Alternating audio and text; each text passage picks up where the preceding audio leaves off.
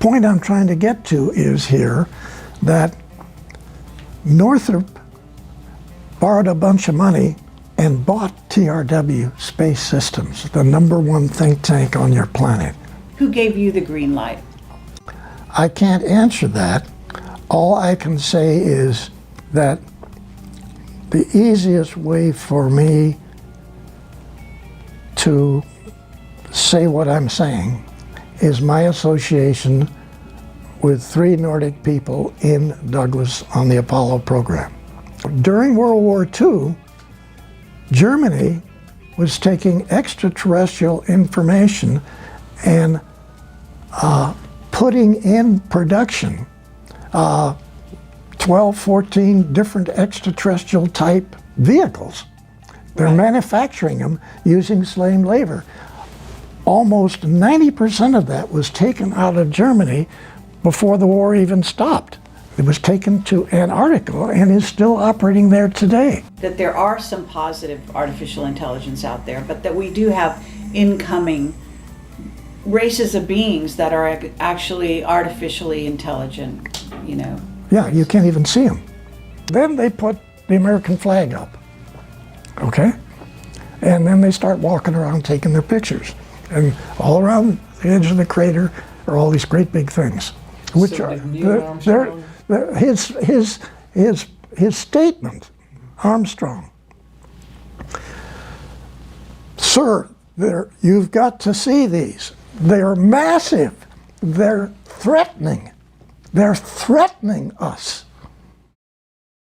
So what I want to say again is you're saying everything was planned to 1999, and basically we were stopped at a certain point, and that's a very, you know, crisis point in your book, which is very exciting, but at the same time very disappointing to hear. So it's not surprising, because in a sense the general public certainly thinks we never went back to the moon. That's what they had in their minds.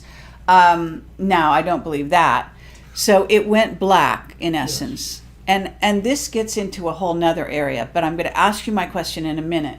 So Michael, you were just about to tell him in answer to his question, right? We were talking about that. I also wanted to discuss, Bill, have you ever got a chance to meet Ben Rich? No. You didn't? No, okay. I didn't. I wish I had. Okay. Because these beautiful people. Do you think that Donald Douglas Sr. consulted with Kelly Johnson and secrets were traded? Do you think that's something that... No question. No question? No question, Can you yes. drill down on that a little bit? Well,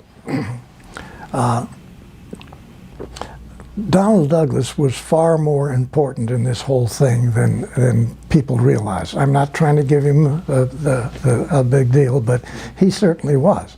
And so he, for instance, knew Northrop. And I want to sort of level out on Northrop, because remember, TRW systems that came on after all of this early program things, TRW came out of the Douglas think tank. That's where it came from. And so TRW then had what constituted, I worked there for a number of years, they had unlimited funds to literally study anything, okay? Any subject you want.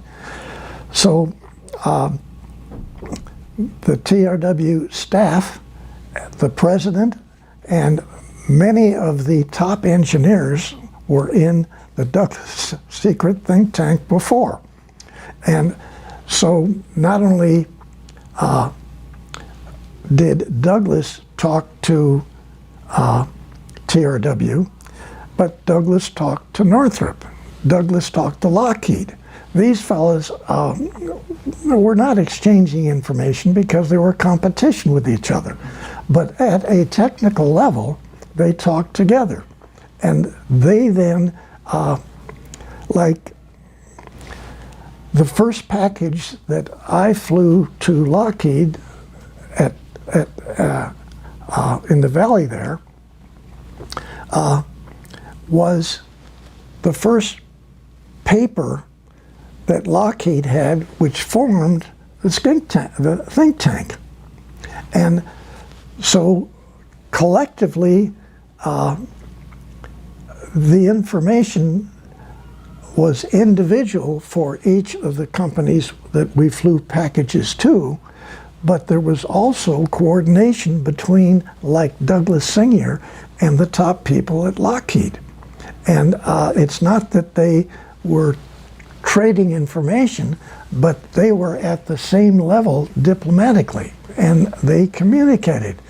And so Ben Rich, what he said before he passed away, I think is extremely important, because he, in one statement, he came up with what the real situation was. And he's leaving that with, okay, it's you guys' next move. It's your next move. This is what he's telling you. It's there. You can leave it, you can back off, or you can participate. I think those words were unreal, truthfully. That's sort of a box of the whole situation. And those guys in the Skunk Works at Lockheed were right on, okay? Now, I did work for Lockheed 3 different times. One, I worked for Nav Space. I was working for Nav Space in a facility inside of Lockheed. I delivered documents to Lockheed, actually 4 times, and I worked for Lockheed 2 other times. I actually worked as a research wind tunnel model expert. Okay, so and that was the first time I actually worked for Lockheed. But I had delivered packages to Lockheed 10 years earlier, and so my participation with them was then different than my participation with Northrop, because I actually worked for Northrop for 2.5 years. And the point I'm trying to get to is here that Northrop borrowed a bunch of money and bought TRW Space Systems, the #1 think tank on your planet. Holy cats. I mean, this is wild. Northrop borrowed some money. They went to Virginia. They bought the U.S. Navy's shipbuilding company that builds aircraft carriers. A massive #1 facility on the planet that builds aircraft carriers. Now listen to this. What did they do that for? So they could take their engineers, crawl all over aircraft carriers, look at it, and figure out how to make a 790-foot aircraft carrier into a kilometer-long spacecraft carrier. What better tool could you buy? Wow, I think that when we address all of these things that the different people have done, it's mind-boggling. I mean, it really is. And you Okay, well, what about Boeing? Okay, Boeing is also involved with building, And Rockwell. Rockwell, building spacecraft carriers. And Rockwell, And also what we call, I'm gonna say something here, because I worked on a very short term assignment for, I think it was Boeing, and I was working for the top guy, and they were gonna be designing these, I don't know if it's, I'm not good with this stuff, but F-35 or whatever kind of plane. yeah.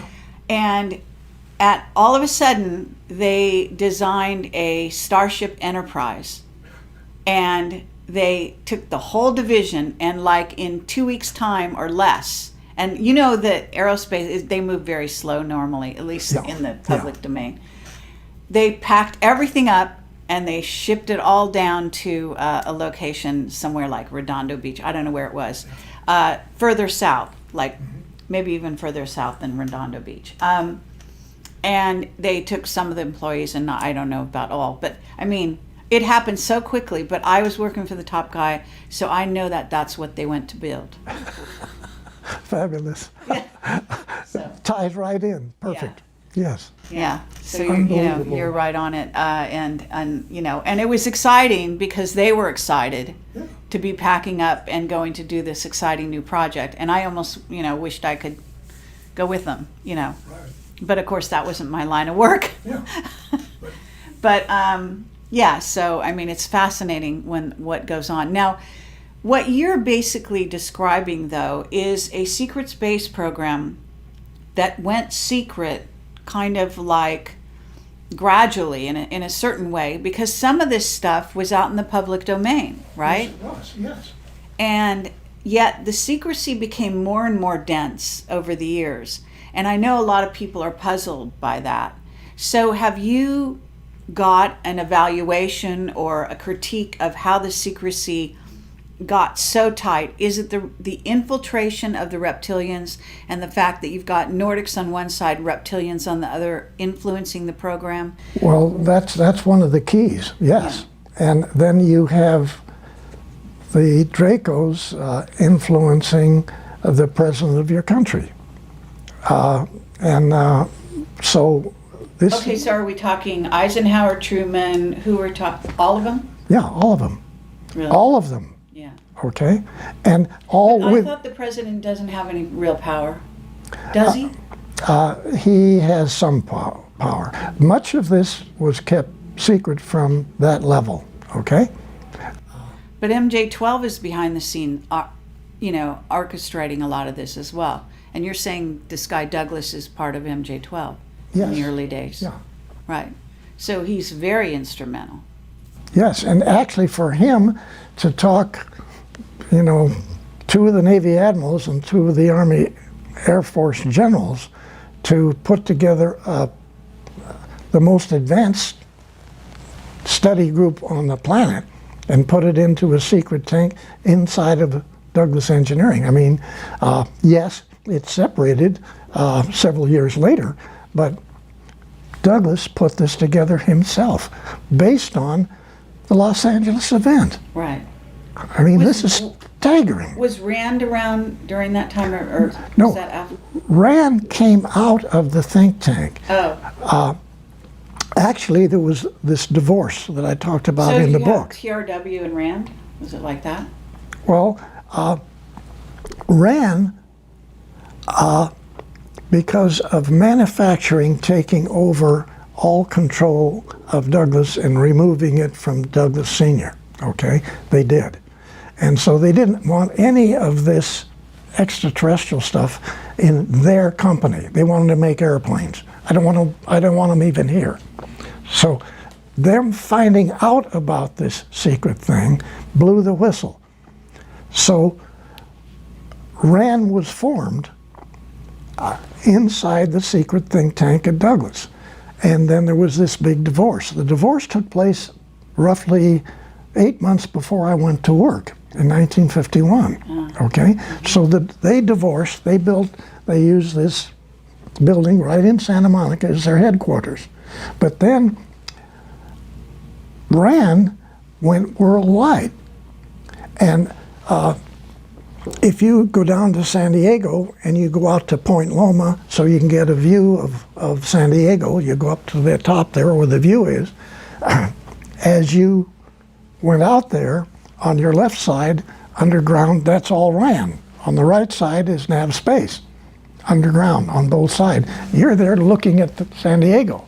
Right over here is all of this massive RAND thing, and all the way back on this side, nav space.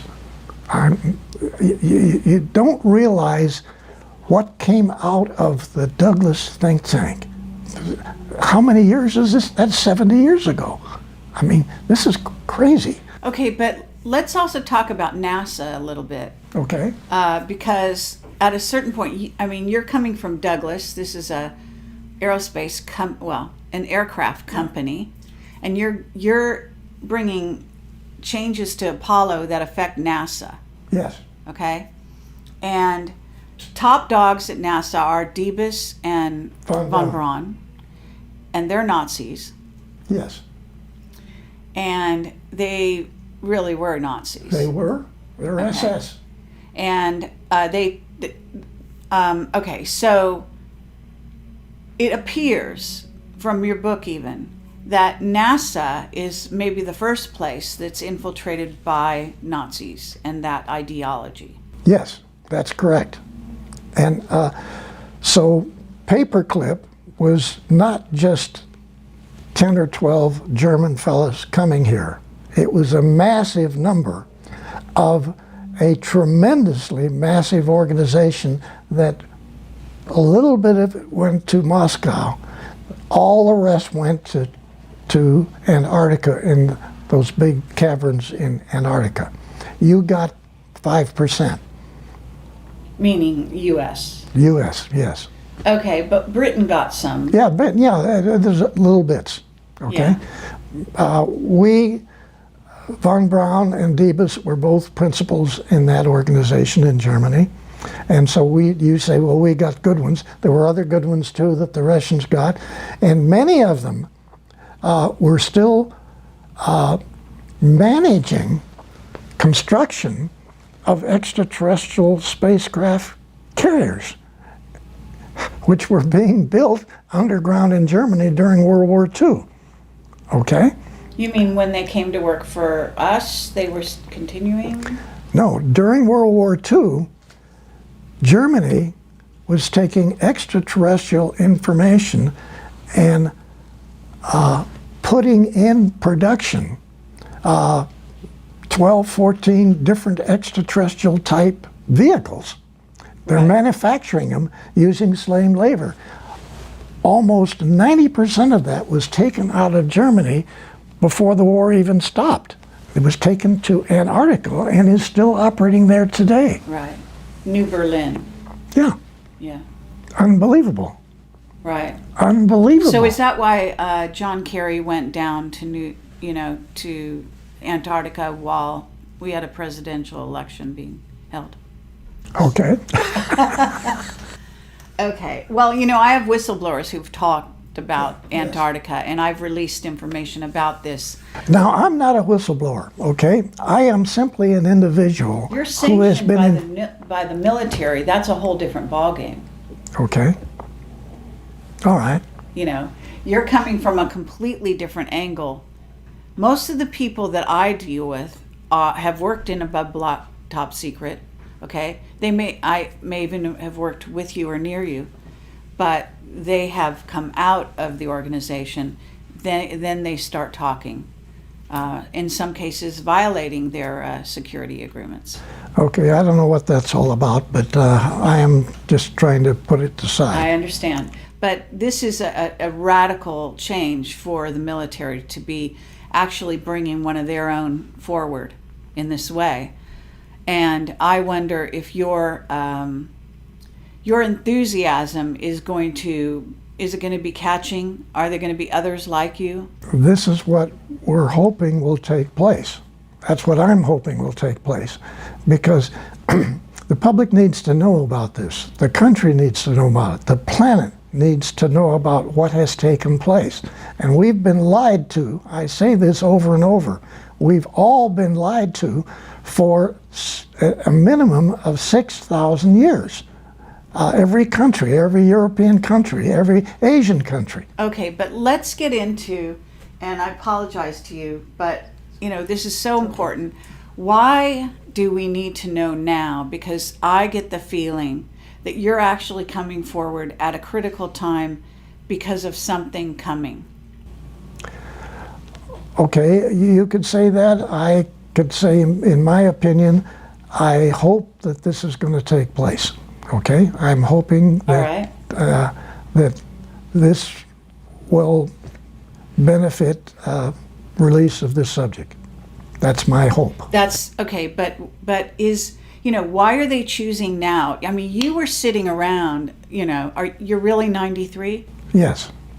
So you were sitting around. I assume. I mean, you were a fantastically busy person, building all these things and designing all these things, but at some point you must have sort of retired and been, less busy, yet less utilized by them. Okay. And you must have you know, even during the time you're writing your book, and I know that Bob Wood talked to you back in 2009, and I think there was some kind of interaction with you with some other reporters or somebody back in 2002 or something like that. And this is what was written in the back of your book. And yet, you basically had, the lid was on everything you were doing, and even Bob Wood didn't come forward with the interview he'd done with you back in 2009 until 1 year ago, almost 1 year ago to now, when somebody in the organization who's bringing you forward contacted, it appears, Michael Salla. Okay, Michael Salas, he's done his homework. Okay, now, he's a nice guy too, but Sure. Through freedom of information, unlike many people, he has taken the time and taken all the hits of not releasing the information, okay?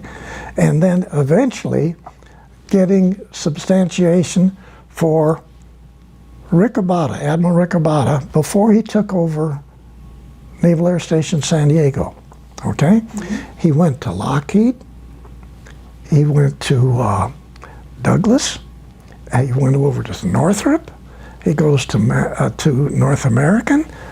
What is this all about? And 4 to 6 weeks later, Bill Tompkins takes packages to these people. What is this all about? That's now been verified through freedom of information that Michael Salas has got, and he's got a great deal more information. He's been pulling substantiation for the things we're talking about here, okay? Verifying it.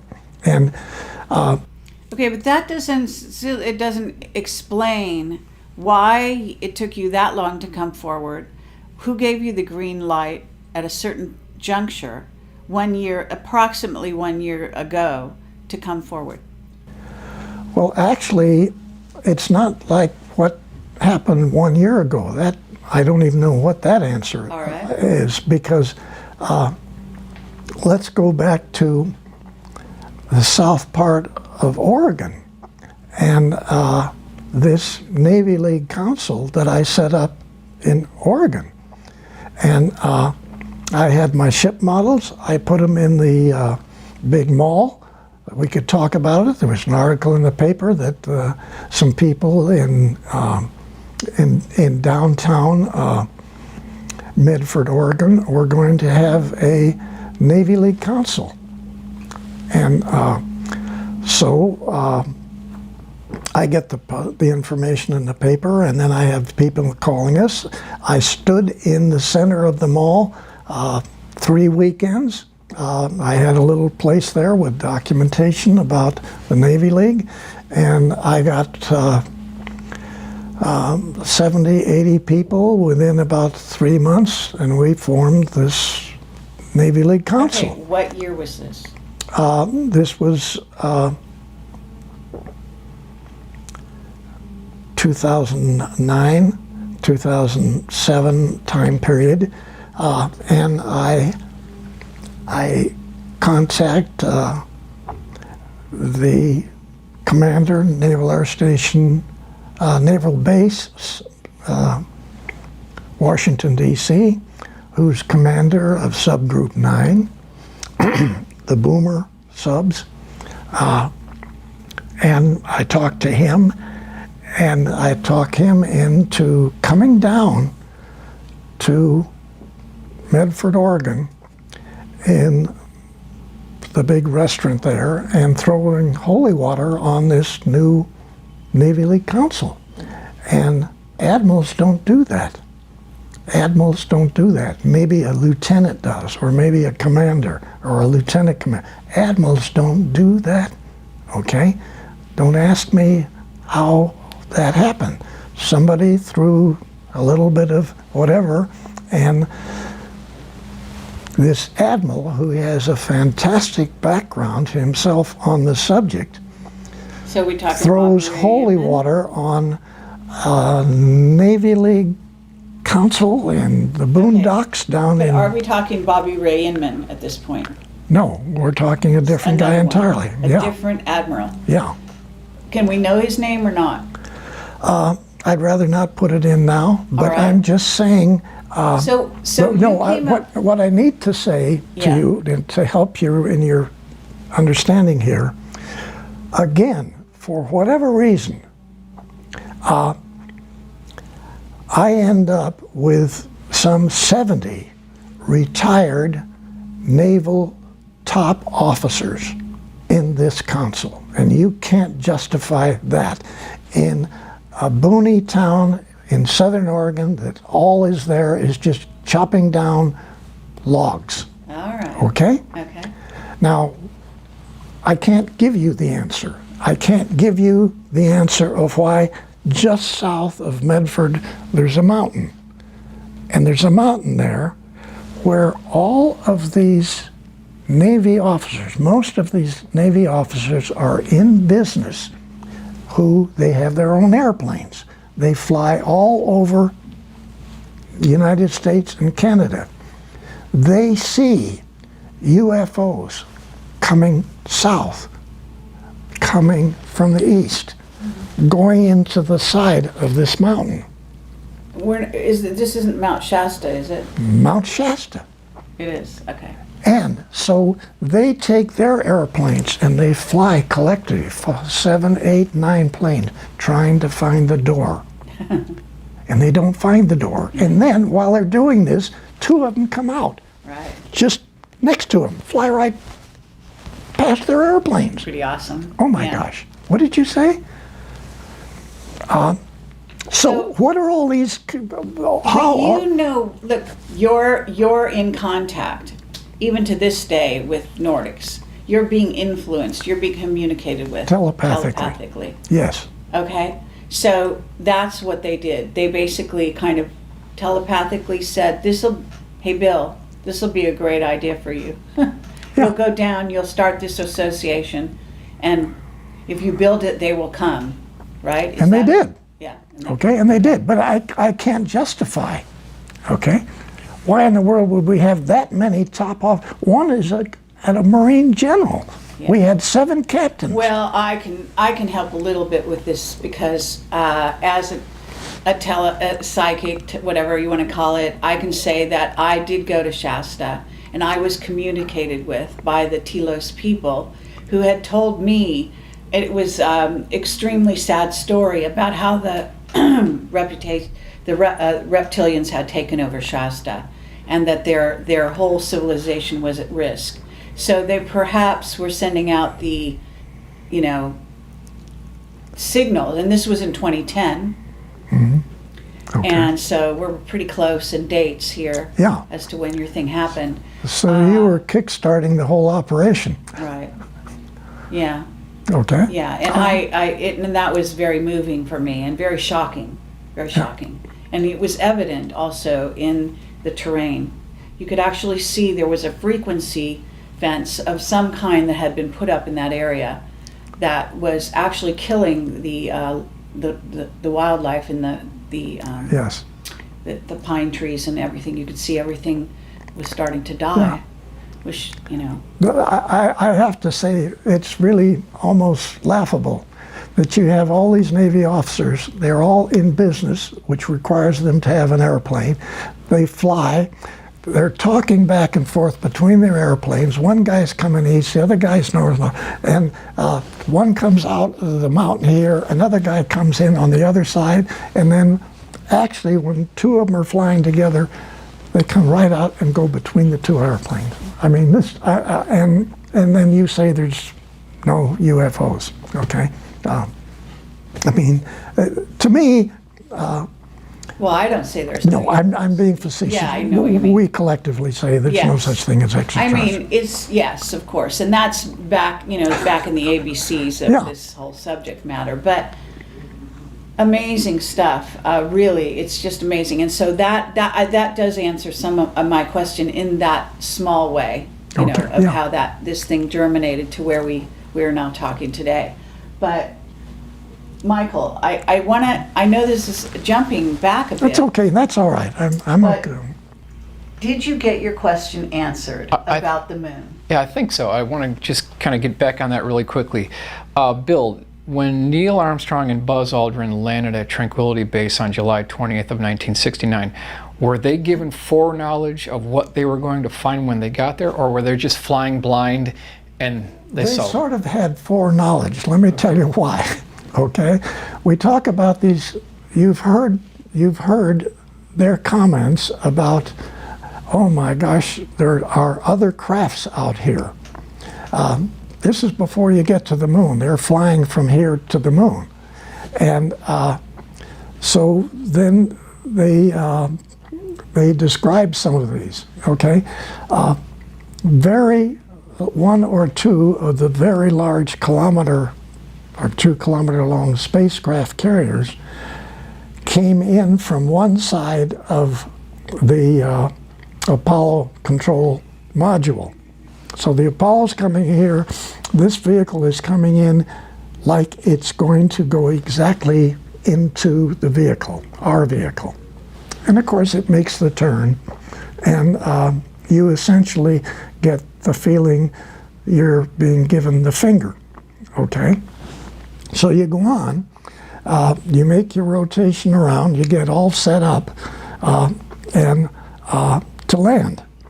And so as you're landing from down behind the crater, these vehicles come up and park. Okay? Some of the guys come out and they stand there underneath on the edge of the crater. So we got 2 guys here and another guy still going around the planet up there, which he has to get back into. And they're doing their thing. Well, again, they didn't put the flag up first. They put up a Freemason flag, and then they got this great Freemason plaque, which they put down, and the Freemasons take over the moon, right? Okay, that's what the plaque is for. With these reptilians watching, Yeah, yeah. And so not now interfering. then they put the American flag up, okay? And then they start walking around taking their pictures. And all around the edge of the crater are all these great big things, which So are did Neil Armstrong- his statement, Armstrong. Sir, you've got to see these. They're massive. They're threatening. They're threatening us. Wow. Did Neil Armstrong take motion picture film footage of these vehicles? Yes. He did. Yeah. Okay. And what do you think was the talk inside the command module when they redocked with Michael Collins? What do you think Buzz and Neil told Michael Collins? What was that discussion about? Oh my God! Yeah. First of all, okay, really, because this is totally. Now, remember, we had sent up vehicles with cameras on them to go around the moon to try to figure out, all of the requirements, not only for the selection of where the landing was going to be, but try to come up with some sort of a feel of what our situation was going to be when we got there, okay? So that's all been going on before. So we have seen and we have photographed structures on the other side of the moon.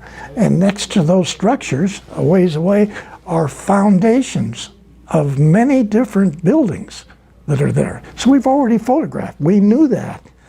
Okay, well, I'm going to go back even further than that, though, because we know the Nazis had been to the moon, right? Yeah. You admitted that, and not only that, but one of my witnesses, Mark Richards, is Captain Mark Richards from the Secret Space Program, from Space Command. He is a Navy. He was a Navy officer on the side of the Navy, and he was. I don't know if you've ever heard of one of the craft that he was famous for flying, which is called Minerva, which is an artificially intelligent craft Vehicle. That very few people can apparently even interact with, let alone drive. Yeah. So Okay. he's in prison in Northern California because I guess he's been framed for murder, and he's the enemy of the reptilians who are in office and Dracos. But he said that by the 60s and early 60s, we had a base on the moon, even though we'd been told no, we couldn't. Okay. And he said that's because Curtis LeMay wouldn't take no for an answer. Could be. I don't know. That sounds a lot You don't like know Curtis about that No, part. I don't know. Okay. But that could be possible. All right. Okay. And he read your book because I sent it to him, and he said it lines up with everything he knows. Okay. I'm sorry he's in prison. Yeah. Well, I think that with your revelations, maybe someone could actually turn some keys somewhere and get him out. Yeah. He's almost an elderly man at this point. He's in his late 60s, I think. Oh, okay. Not as old as you. Yeah. But he was chosen the same way you were, he said, when he was Yeah. very young. Well, that's where I was trying to get back to him, that All right. it's not just one or two people that are selected, okay? There's hundreds and hundreds of these people actually all over the planet. There's Russians too, and there's Chinese. And so, but unfortunately, not making this nice, some are on their white hats, and we like them, but we've got a lot of people with black hats that are selected to implement whatever. And this is a real problem. And you can't cover this part of it up and just say, I don't believe that, okay? Oh, yeah. We are stuck with situations, plural, not one, but situations with which we don't have control over. And we are being used, we have been being used, and I hate to say this, but we're just a laboratory for them. Stop and think, that's not your moon, this is not your planet, and they own the planet, and we are their lab. We're their laboratory, and they're associates laboratories, other extraterrestrials Right. coming in, doing their agenda. Yes. And- And this has been going on for eons, and we know about this, but I have to say, there is a reason for all of this. And Yeah. I want to get to this idea that the Nordics are coming here. Mark said the same thing to me. Around the same time you're releasing this, he was saying to me on my one-on-one interview with him in prison, I go to interview him in prison. I've done it 5 times now. And he said, the Nordics want the humans to come up to speed militarily and in terms of consciousness, etc., so that they can join the fight against the reptilians and Dracos that are basically plundering the galaxies, taking over planets, etc. And you've said something very similar to that. Yeah, I have to agree with that. I'm just saying that this is our situation, and it's And our military is very aware of this. And so what they've been doing is funneling what we call black project money, billions, into building this secret space program that's now practically what we call a rogue civilization. It's almost living so far in advance of the way we live in terms of technology and in terms of everything else. okay. Adding to that, you have Solar Warden. People don't believe that we have Solar Warden, okay? I believe it. Yeah. Okay, but it is 8 Navy space battle groups with destroyers, cruisers, other vehicles, support vehicles, transports, trucks, all kinds of stuff. They're operating off of Nordic bases, okay? Their families, their children live in Nordic facilities. They go to Nordic restaurants for food. Just like the 6 people in Lockheed, which are here, working, or they have their own facilities in an area in Burbank. Those 6 fellows have wives and children. They're in the public schools there. They go to restaurants and they go. Nobody knows their And tricks. the manager of that 6 group, they are. They have their own mission, which again is talking about this region of the galaxy, this arm, and so they could just as well have been on board the moon facilities, but they're local. And yes, once in a while they help the skunk works, but that's not their job. They're not contracted. And okay, he lives 3,700 comparable years, and so do the children, the wife. Okay, the children go to the schools, but every hour they put in class, they're being taught telepathically their own information, because they can finish a 4-year college degree by 9 years old. Okay, and they're right here in Burbank. Now, yes, we've got all this other stuff out there too that's being operated in the same manner, and those people are they're not necessarily here as a contract to help Lockheed, but yes, they do once in a while talk with the skunk works, make side issues, make side suggestions. So, Okay, but what about you? Because you're 93 years old. Were you not offered to live 3,000 years, or did you? What's your relationship with them? Are they just giving you upgrades so you lasted even this long, or are they gonna allow you to leave the earth and leave this body, this vehicle, and go back and join okay, them? let's talk for a minute about extended life. Yeah.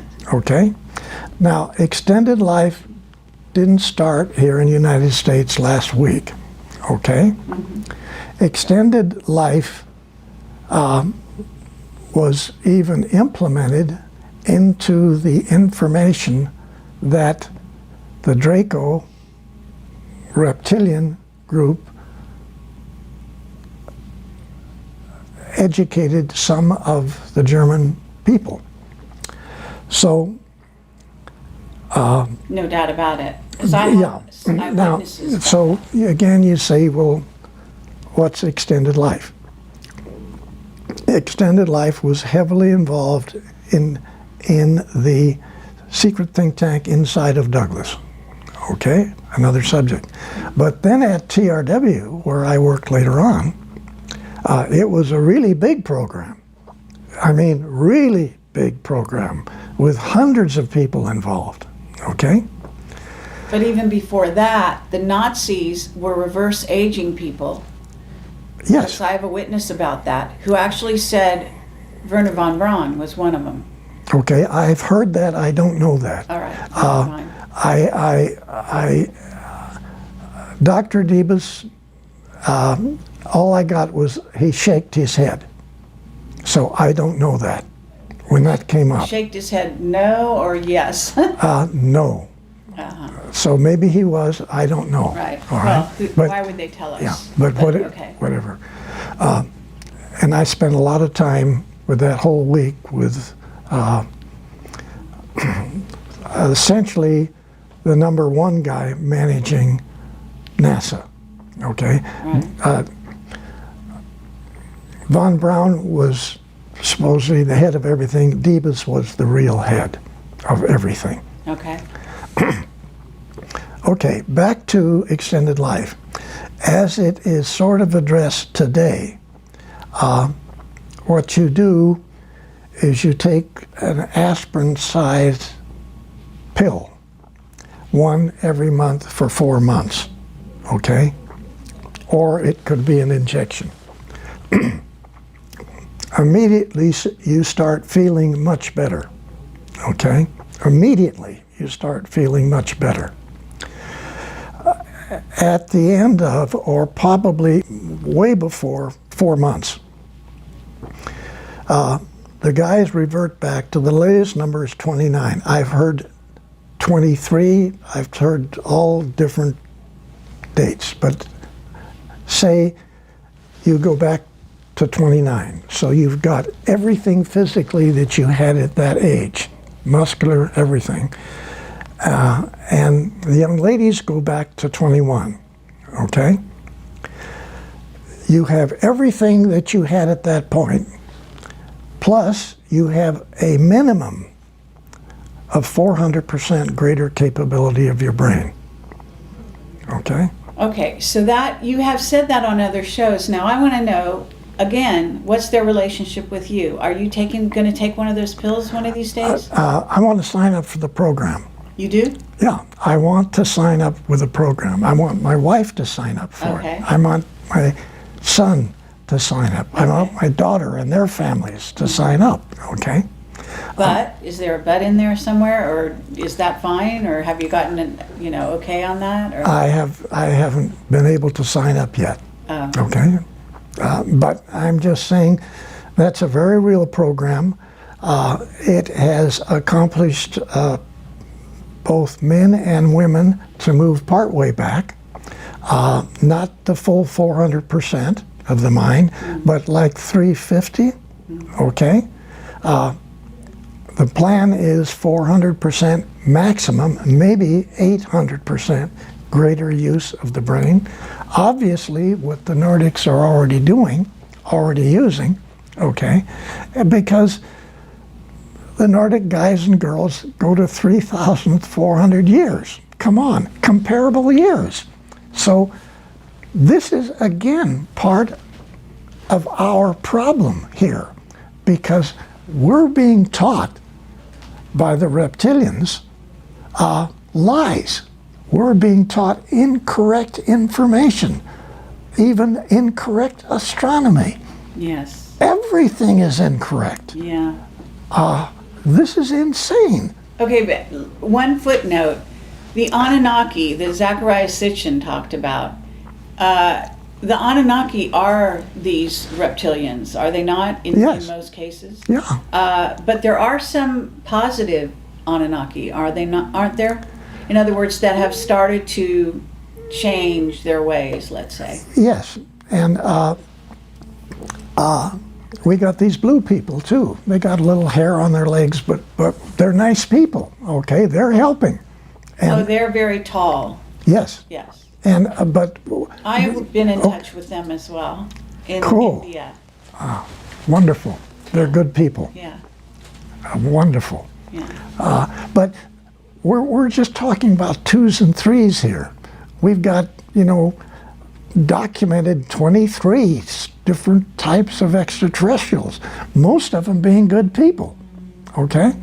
But then we've got these massive capability with facilities of the Draco extraterrestrial side that, they're controlling. And they don't just control this planet, we're just one of their planets that they Is control. Mars under their rule or not? Because I know we have bases on Mars, Yeah, right? yes. And so, one of the whistleblowers out there says there are wars going on because there are different bases on Mars between those bases. Okay, and yes, many people, including myself, have watched partial wars with vehicles diving on top of other vehicles from the coast right here, halfway between Long Beach and Catalina Island, Oh, sure. 4 or 5 o'clock in the afternoon, 2008, 2009, both, okay? Watched them both. One of my witnesses was killed. He was the guy who ran iPod.org. It's a website that was out there, and he had set up a camera on his balcony and filmed wars at night over the skies in Unbelievable. LA Like, and off the coast. yeah, it's unbelievable. And eventually they killed him. Yeah, Now, of course, it's the Dracos or whoever Yeah. that killed him, right? yes. So let me just ask you, do you feel that you're psychic enough to look at someone and know if they're Draco or not, or reptilian and shapeshifted? I have said that I don't have that ability. I at times pick it up, Right. okay? But I don't have that expertise. Okay. But I can, for some reason, I know that SOB that was right down the hallway, right here when we came in, could be a problem. Oh, wow. And I don't know why he was down the hall. We sort of were on the run to get in here because you wanted to get started. Sure. I saw him, Okay. okay? That's great. And I don't know what that was. Yeah. No, He knew you were here. yes. Oh, come on. We're so Yeah, no, yeah. surveilled. It's crazy. Yeah. Yeah. No. Well, I want to talk about AI as well. And I don't know if we're completely done with this reverse aging idea. Well, I think it's far enough to say that that's real, Yes. that within supposedly less than 24 months, that program is going to be available to some people. Now, if you have enough money and if you have enough facilities, maybe you can get on the list first, okay? I don't know how that's going to work. Right. Well, there's also a spiritual component to all of this Yeah, that we haven't really dealt with yet. But I also, I have so many questions, and I know that you probably have a few. So I want to give you some time. So at a certain point, we got to manage our time. okay. So one last question in regard to this whole sort of scenario in, Draco, reptilians, etc. Mark Richards talks about the raptors as being a group of reptilians that went off planet after the dinosaurs. That when they said that dinosaurs went extinct, they didn't actually go extinct, but Yeah, there a certain group of them, from what I understand, went underground and stayed Yes. here, and then a certain group actually left the planet, and they're called the raptors. Have you ever heard about the raptors? I've only heard what you've just said, okay? But And that they have aligned themselves now with our Navy and Air Force. They're closest to the Air Force, and that they're working with us because their queen was basically told, in essence, that their trajectory of their race would be more positive if they align themselves with humans in a positive way instead of continuing to eat us. okay, I guess I don't know that. All right. I not familiar But you enough do with it. know that reptilians and Draco, the blood sacrifices, the whole Luciferian thing, the kids being killed and eaten. I mean, that humans have been eaten and taken off planet, et cetera, and used for slaves in other colonies, etc. I hate to say that, but that's far worse than what you've just said.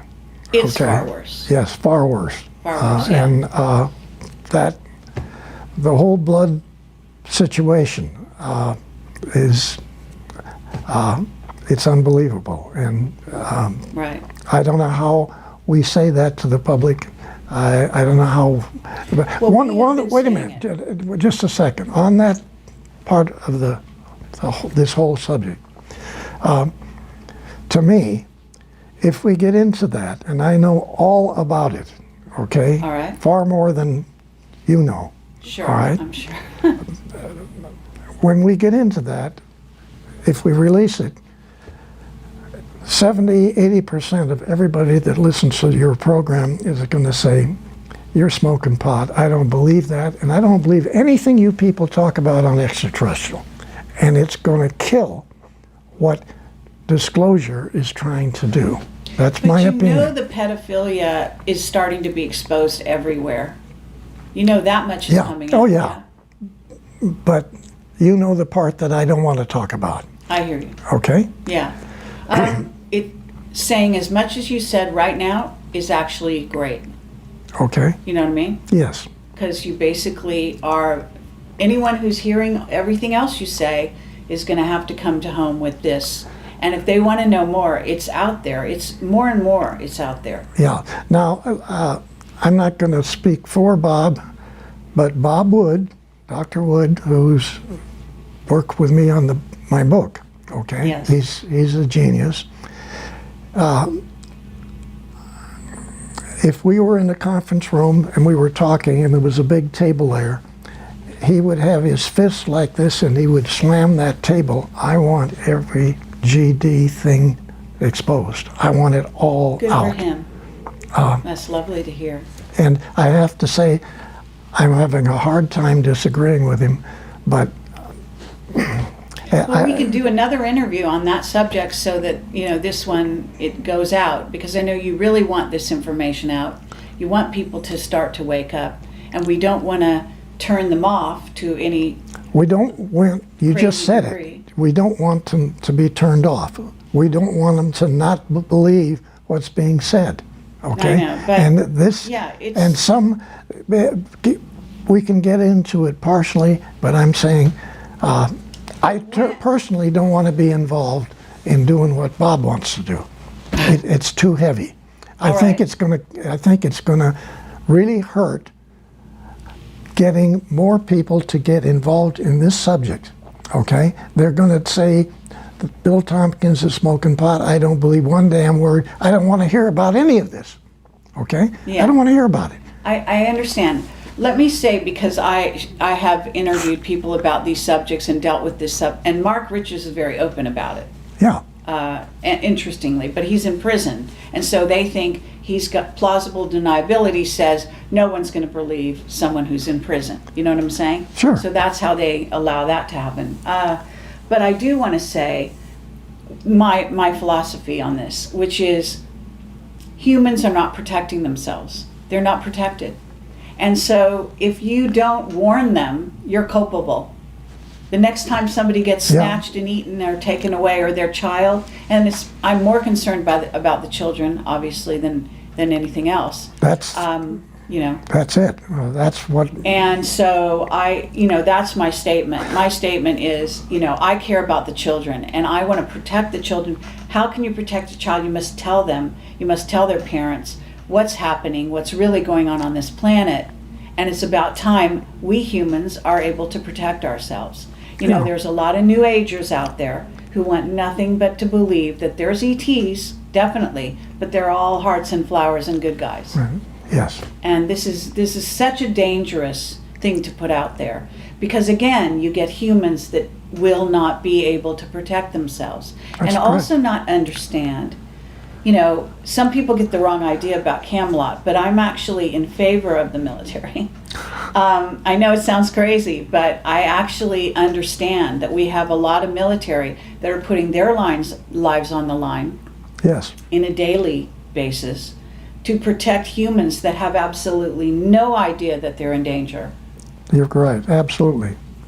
I agree. And that's got to change. Yeah. It's got to change. Yeah. So, I realize that people have no idea what a brave man you are. Oh, You are, I just wanted this statement made on my interview here, that the courage that it takes to actually do what you're doing right now is phenomenal. Really it is. See, I can get away with this because I'm a journalist and I can say anything and people will say, she's crazy, and just not listen. But someone with your stature, with your reputation and your documentation and where you were and where you come from and all of that, this is substantial. I don't think people can ignore you. I don't think they can. well, I sure hope they don't, because frankly, we need help. Yeah. We need everybody involved in this. That's not a lie. We need help. Yes, absolutely. So at this moment, what I want to do is allow I'm going to get back to AI at a certain point, but I want Michael to ask any questions he's burning questions that you have right now. Okay, that's fine. Bill, let's switch gears here, but we're still on the same topic of naval programs. What was the primary mission of the 1946 naval program known as Operation High Jump, and what really happened? Very interesting.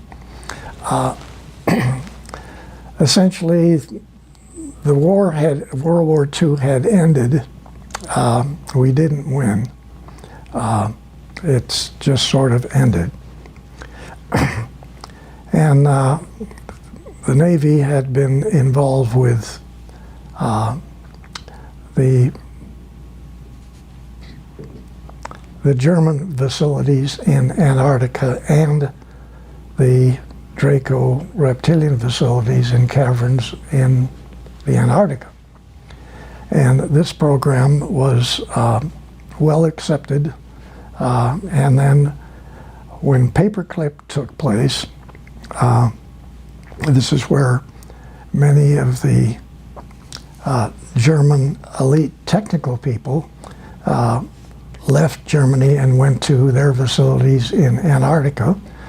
Some of them went to Russia, some went to England, and a large number of them, Von Braun and Dr. Debus and their people, came to the United States.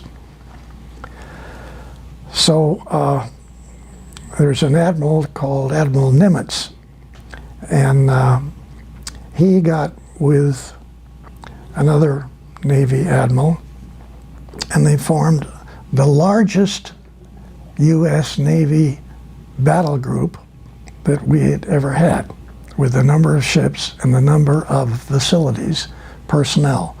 There was over 400 airplanes involved. Many of them were enormous flying boats, PB-3s, TBFs, which were all in this battle group that went to our South Pole to clean up the mess down there, okay? There are large tunnels underneath the water all around Antarctica where the Germans, with very, very large truck submarines, had been taking facilities from Germany to Antarctica, the facilities in Antarctica. So everybody said, we got Paperclip here in the United States, but you don't realize that 60–70%, even slave labor personnel, were put in these submarines and taken back to Antarctica through these big tunnels to very large facilities. So yes, there were extraterrestrial UFOs there too, and there were some production German UFOs also. So when we got within what you would call battle range of Antarctica, we had already flown half of our aircraft to the other side of Antarctica with the facilities to enter the mainland from the other side. We were going to come in from essentially the Pacific side. So UFOs came up out of the ocean at both sides. They eliminated every aircraft, including all of the helicopters, flying boats. Every aircraft we had were eliminated in about 20 minutes. We had already started operations, landing type operations. And those ships and all those personnel were sunk. They ended up going to the bottom of the ocean off of the coast. So Admiral Byrd and Admiral Nimitz, with the tail between their legs, took off back to the United States as fast as they could go, okay? And never went back. A little bit like going to the moon and never coming back, okay? So that mission obviously failed to do any damage because they were supposed to go out there, pick up a bunch of prisoners, bring them back, and then blow up all of the facilities with this massive U.S. Navy battle group. And we didn't do that. We came back and we're not going to do that again. I think that basically says what the mission was and what happened, okay? And essentially, you haven't gone back again since, and you probably never will. So you don't have the capability to fight the Draco reptilian technical capabilities. But there are people going there. Yes. There are military going there. Yes. And they have also a telescope there that's supposed to be specially stationed to look for the incoming of Planet X or Nibiru or whatever. Well, they have a facility there like you have, your Air Force has at the Offutt Air Force Base in Omaha, Nebraska. There's a picture, a drawing that I made in the front of the book where it shows the command center, which is not a command center. What it is, it's a receiving center for information in this part of the galaxy. Right. For us. And then you have a separate command center that the Air Force has in that big mountain range.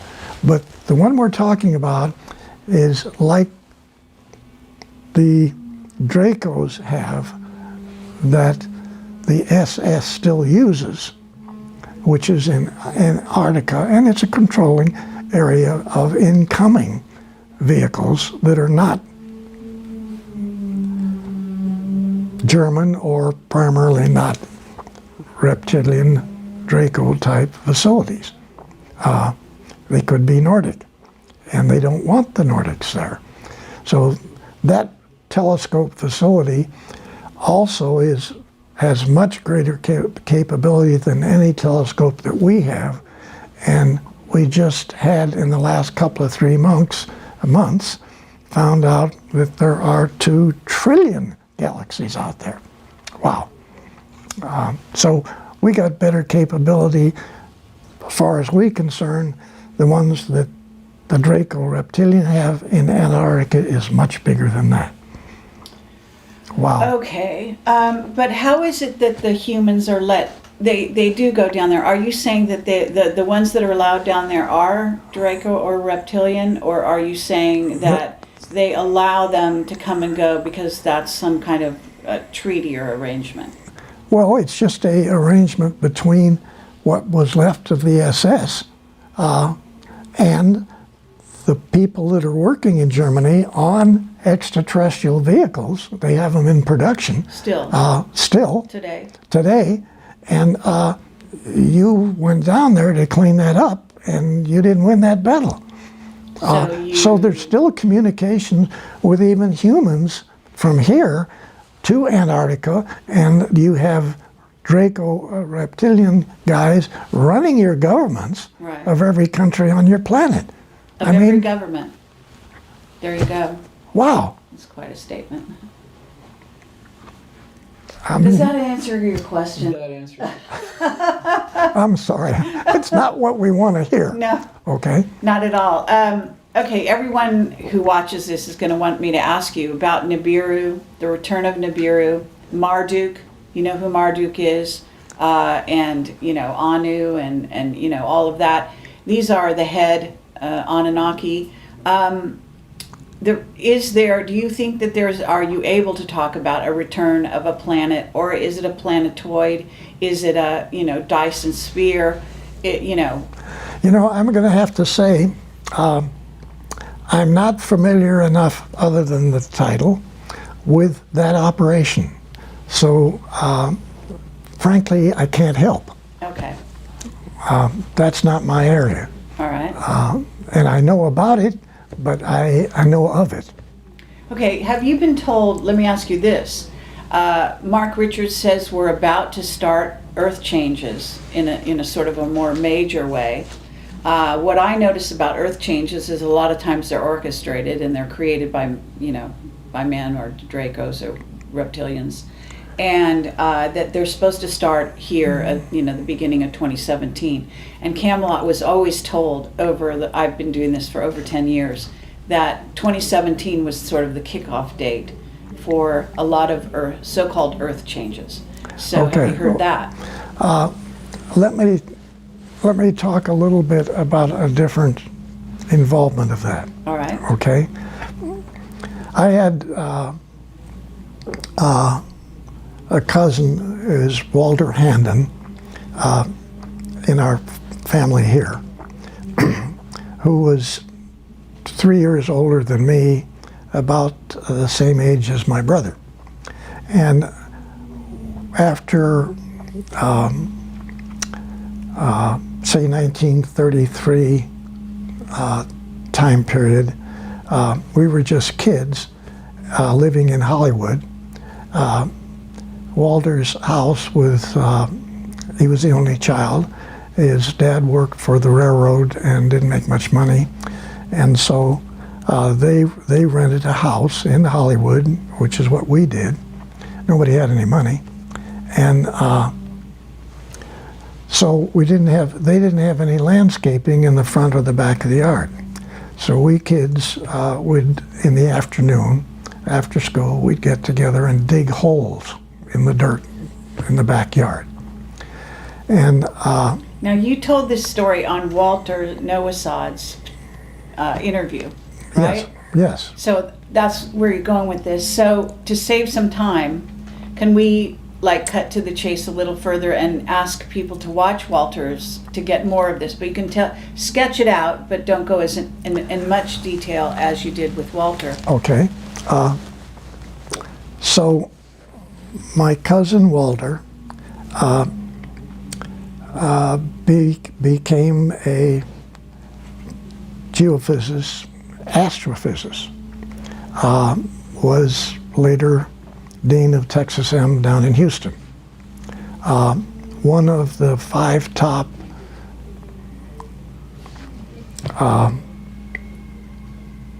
astrophysicists, I guess, in the country. And so he continued to come to California, and he would stay with us. We were living in San Fernando Valley, and I was working at TRW, and he was a consultant to TRW. And so TRW had astronomy and every other technical field going, with many different sub-laboratories working on it. And so we were very, very aware of the problems geologically with planet Earth. And this gets into not just Noah's problem, where he had the flood and he took care of it quite well, but there had been 7 floods since Noah's flood. And one of those was really bad. But what takes place here, and is a little hard to visualize, way back, the planet only had one continent. And as we know, those continents, well, the planet was trying to fix its uneven rotation. So the planet separated into different continents. So what's taking place since then, on every so many years since that took place, 2 major things take place. Well, 3, I'm sorry. One is that every so many years, the planet has literally dozens and dozens of volcanoes all running at the same time from Alaska down the Pacific coast to the Pacific coast of South America. They're Ring of Fire, what's called. And they have these continuous volcanoes all going. Fouls up the atmosphere on the planet to where a lot of people don't make it. A lot of fish don't make it. Now, then separately, we have this situation where we have earthquakes. Some of these are really bad. Then the third thing is the real problem. Today, as we're talking, the Pacific plate is climbing up on top of the American plate, which would be United States, and it's getting ready to push it down into the magma. And the same thing will happen in South America too. It'll climb up over South America and push the Andes and everything on down into the magma. So not too many people live through these kinds of events. So essentially, planet Earth is not a really choice place to live from the geology standpoint.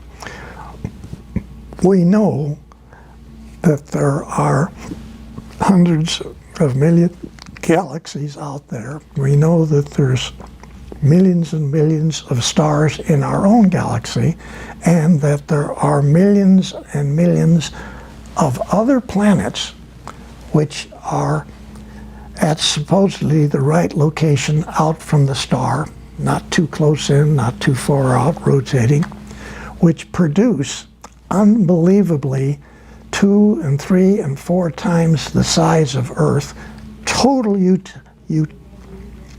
Eutippides, unbelievable planets, unbelievable atmosphere, gorgeous places to live, okay?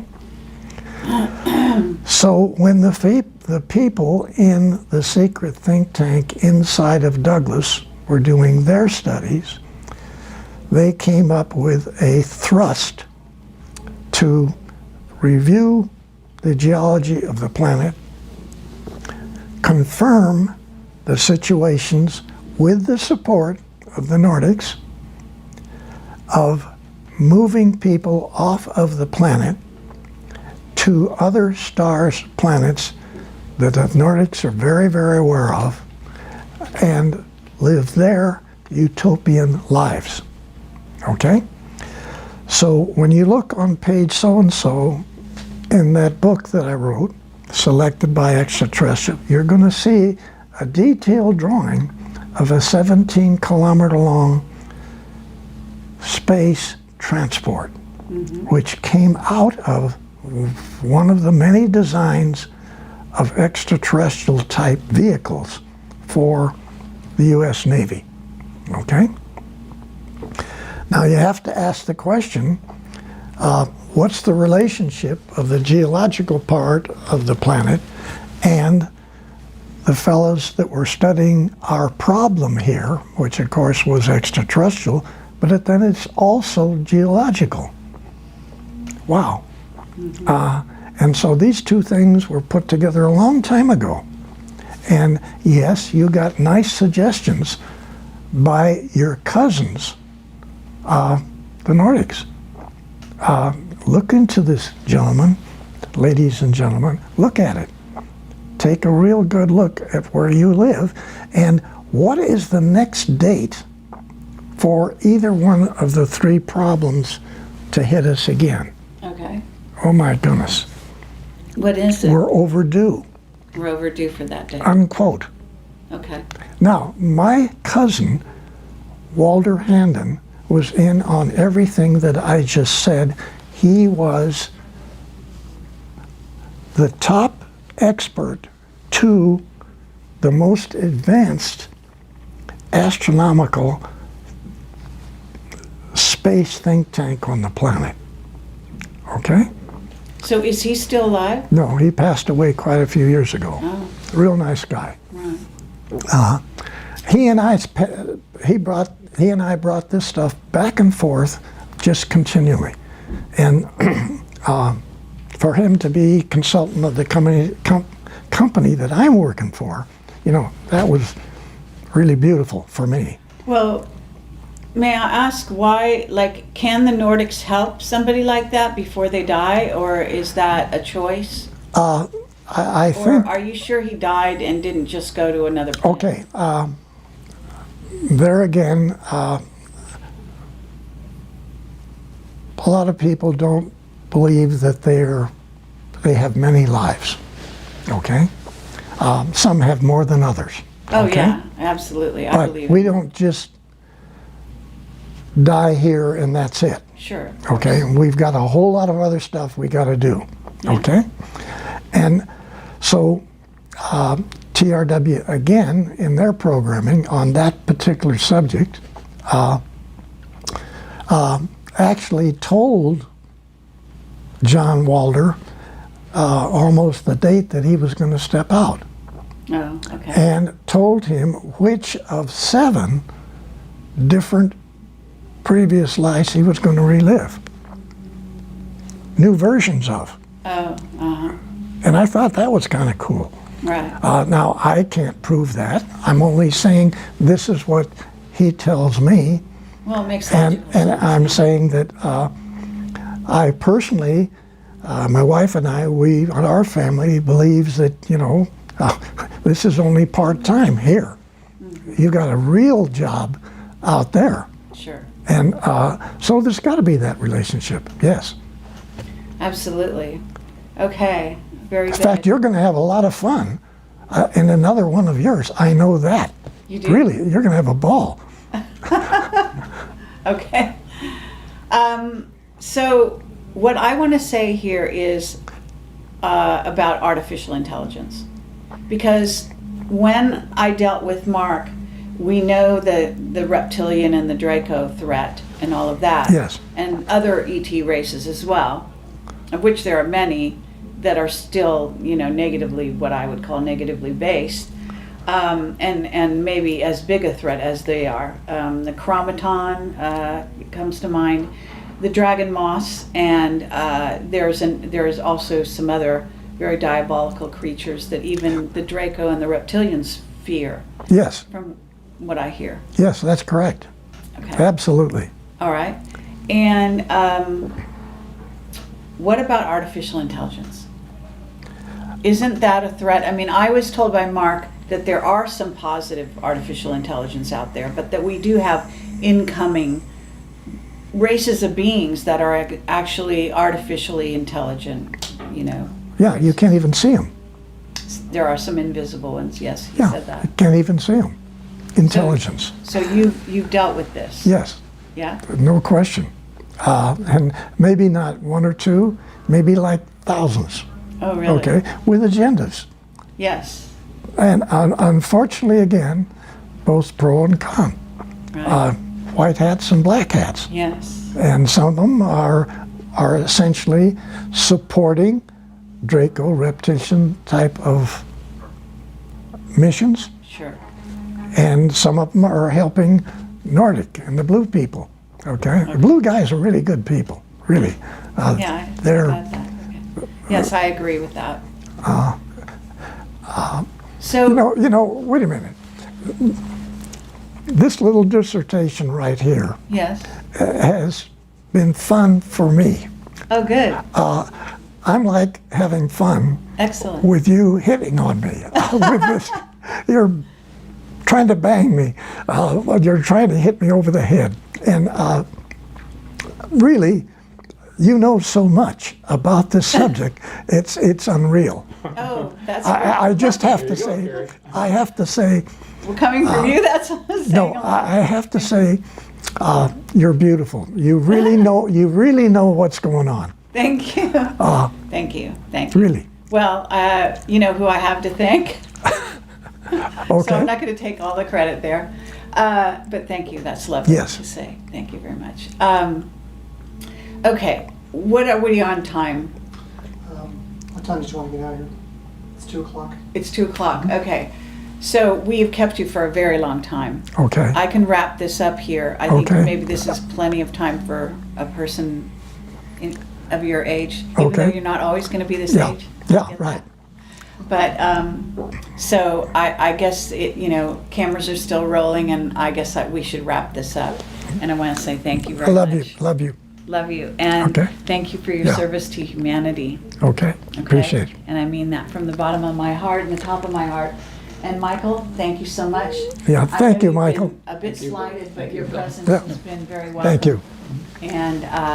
And we'll try to do this again sometime Okay. if you're Yeah. willing. Yeah. Okay. Well, you did a No, lovely job. I was having fun. Come on. It looked like it.